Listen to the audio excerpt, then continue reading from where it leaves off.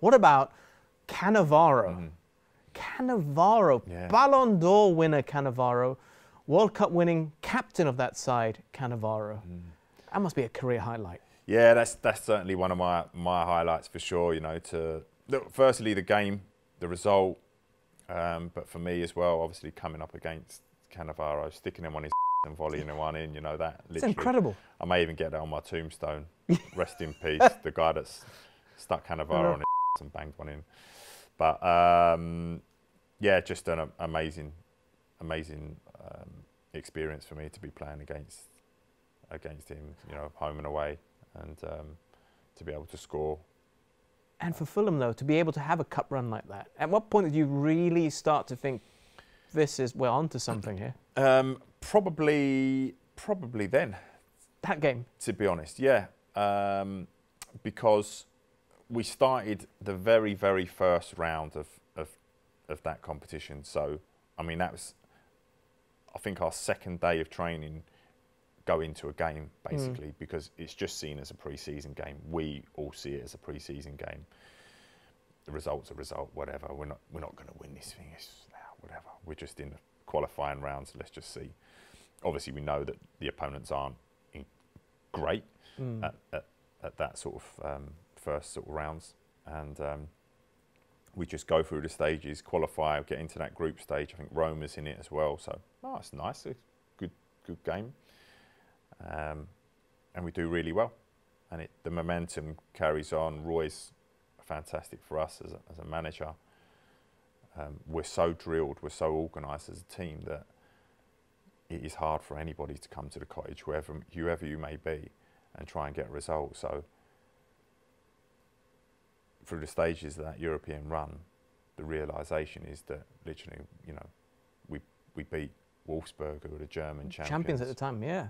We beat Shakhtar Donetsk, who are, wow, probably still to this day, I think one of those games is, it seemed like a computer game, the way they were just passing the ball. It was like total football. So organised. So they were just like flair, but every pass was short, crisp.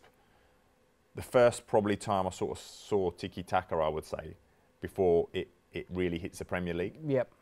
But after that, the realisation is there, and that Juventus game is actually, now it's on. We can win this. If we can beat Juventus with those stars, Del Piero and Cannavaro, Trezeguet, then we can go and do this. So, yeah, that game was monumental for me, for the players, for the team, for the club, and certainly one that will go down in Craven Cottage history.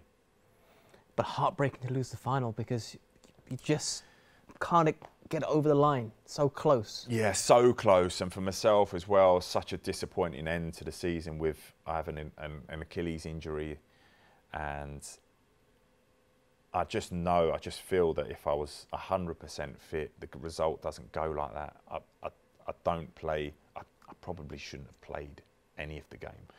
But it's European Cup final, desperate to injections and doing all sorts to try and play, but ultimately playing at 50% at that for half a game, you know, and that ultimately is me from the last 7 games of the season, probably Premier League and European run. Those it's just a struggle to get through. Don't train, just injections and try and play.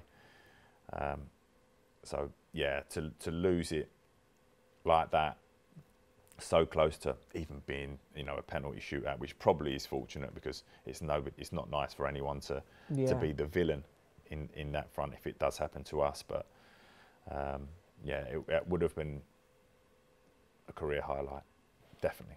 It just makes me think with the way you're describing your issues heading into the game. I remember, ironically, watching Atletico Madrid play Real Madrid in one of the European Cup finals in Lisbon, and Diego Costa, he was doubtful before the game. He started, but he went off pretty early on. I'm just thinking, what could have been? What could have been? But you just have to make yourself available for those kind of games, right? You have to, yeah, in the hope, really. It's just such a big game. But yeah, you're not doing your team justice, I suppose. And I suppose you can see that at half-time. If I come in and I stop, there's no way I can get back up and go again. And I tried to do 3 or 4 minutes out there in the second half, but it's a no. So, yeah, and ultimately end up missing the World Cup as well, which is which is gutting for me, and being, you know, that's I don't have many regrets in my career, but that is certainly one that I didn't go to the World Cup, just to say I've been a part of one of those, and you know, being asked to go and having to say no is, I cringe now when I think about it. Like, why the hell did you do that? But I needed an operation. The way I saw it is, if I went to South Africa and I was there with Lampard and Gerrard and Rooney and and everyone, and I wasn't training, then how on earth am I really going to play? Am I going to waste a month of time when I could be having the operation and getting back for the start of next season? But and that's the option I went for. But looking back now, it just would have been so great to be able to say I'd been to a World Cup. I mean, I was in a World Cup squad, really.